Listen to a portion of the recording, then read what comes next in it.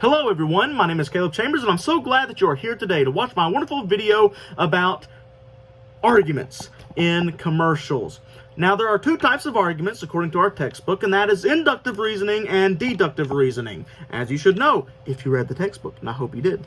What I want to do today is I want to give you a couple examples of inductive and deductive reasoning and then apply it to a commercial type of setting and then go into the different appeals that may be in those commercials as well.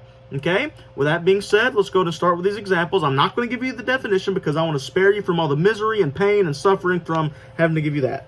So let's go to begin with our first example here, and that is of inductive reasoning, which you will find on page number 26 of our textbook. Here's what it says. It says this: I'm mortal, and you're mortal, and he's mortal, and she's mortal. Therefore, all men are mortal. Now, if I were to use that example in a very, I guess you could say, far-fetched way, it would go something like this. I saw a blue butterfly. I saw a blue butterfly. I saw another blue butterfly. Therefore, all butterflies are blue. Nah. I call cap, right? Not all butterflies are blue. We know that, right? We know that. But this is the kind of logic, the kind of reasoning that inductive reasoning is doing, inductive argumentation is doing, right? Now, before I move on to deductive reasoning, I want to go ahead and give you, I guess you could say, the example of a commercial I would think of when it comes to inductive reasoning. We're just going to split it up like that. Here it goes. The first thing I think of when it comes to inductive reasoning is none other than political ads. That's right, political advertisements. Matter of fact, whenever I look at inductive reasoning and deductive reasoning, I think of political advertisements.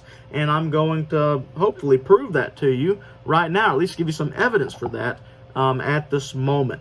So, in order to point that out on the political advertisements, I'd like to take these examples of inductive reasoning and deductive reasoning and apply it to what a political advertisement just might give as an example of their structure for their commercial when it comes to their argument, right? So that being said, we're going to go ahead and go into our inductive reasoning, which I've already gave you the argument. I've already given you the example. Now I'd like to look at what a political example using inductive reasoning just might look like today. And this is one of the most compelling ways a commercial can present their arguments is actually inductive reasoning. Okay, let's begin. Farmer A, who lives in Polk County, supports Brian Kemp. Farmer B, who lives in Polk County, supports Brian Kemp. Therefore, all farmers who live in Polk County support Brian Kemp. Now, why does it say that? Why would they want their commercial to be structured like that? Saying, hey, this farmer over here who lives in Polk County, he supports Brian Kemp. And this farmer over here who lives in Polk County supports Brian Kemp. Therefore, all farmers ought to support Brian Kemp, right? Why don't they give you that?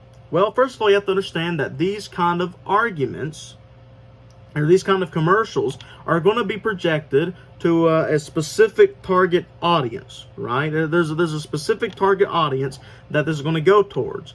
First of all, if it's political, it's going to go towards those who are either strong in the party or those who are more independent, but they lean a little bit to that side of the party. So we have to understand that first. But then secondly, we have to understand that after we see the terms here, farmer, we have to assume that there's another kind of target audience here, and that's simply this: people who are living in rural areas. For those of you who don't know, Polk County, Georgia is a very rural area.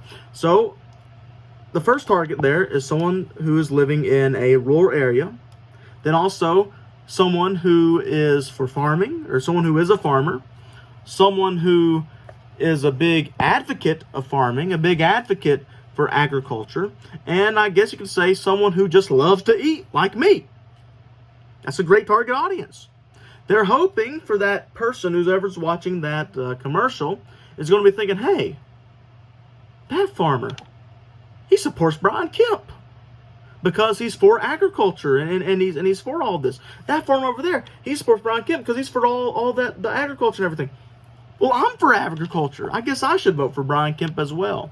And then from that point, they'll kind of take it into an emotional appeal. Yes. Is it a logical appeal?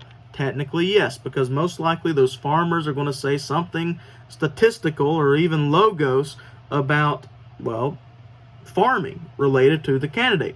Then they're also going to talk about how that candidate's going to be able to uphold that farming or uphold the agriculture thing. So yes, there's logos, but it is also an emotional appeal, I believe, to it. And I think most of these give an emotional appeal.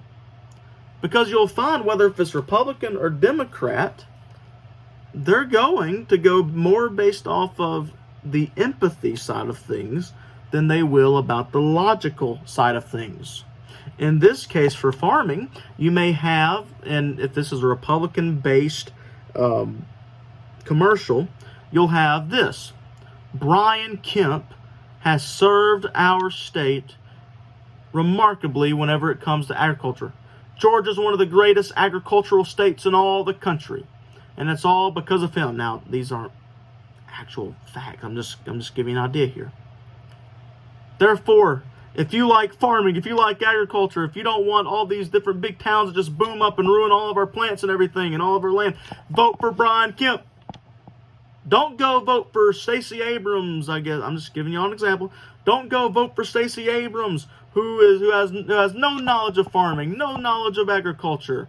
She doesn't do this and that. Rather, she's against it. You know, all those kind of things. It brings on an emotional appeal because that's going to basically it's going to strum the heartstrings of a farmer, of someone who's an advocate of agriculture, and all those different things. So yes, there's a logical side of it, saying, you know, the actual logistics to it, but more so that there's going to be an emotional appeal, a big emotional appeal, just how that would influence the farmer, right? We were also given a question here of why should you support the product? I think we've already answered that. This person is for agriculture. That person is not. Vote for this person because he is he has the same interest that you do, and he wants to uphold those same interests. But this other person does not, so don't vote for them. Simple. And they'll use that in an emotional sense. You'll see a lot with different Republican ads and even Democratic ads saying, this is the race of our lifetime. This is the election that'll settle it all. This election can basically produce whether or not, or I guess could lead into whether or not we're even going to be a country anymore with freedoms. That's an emotional appeal, not a logical appeal. Doesn't even bring you facts. It's an emotional appeal, right? Opinionated. But then secondly, we also have our deductive reasoning. And remember, our example of deductive reasoning from the textbook in chapter, almost said verse.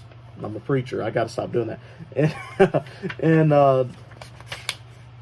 my bad. Page number 27, it says something like this. Excuse me, not page number 27. In page 31, it says something like this. All men are mortal, and I am a man. Therefore, I am mortal. Let's use that same structure in giving another kind of argument here, and we'll make the exact same claims as the last one. Here we go.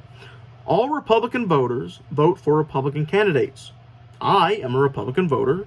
Therefore, I vote for Republican candidates. Now, remember, the target audience here is someone who is either a diehard Republican or someone who is independent but swings a little bit to the Republican side, right? That's how it's going to work. Well, if that's the case, what is the message? What is the whole reason for them doing this? Let's read it one more time and examine it carefully. All Republican voters vote for Republican candidates. I'm a Republican voter, therefore I vote for Republican candidates. In other words, here's the message I want to get across to you. All Republicans vote Republican.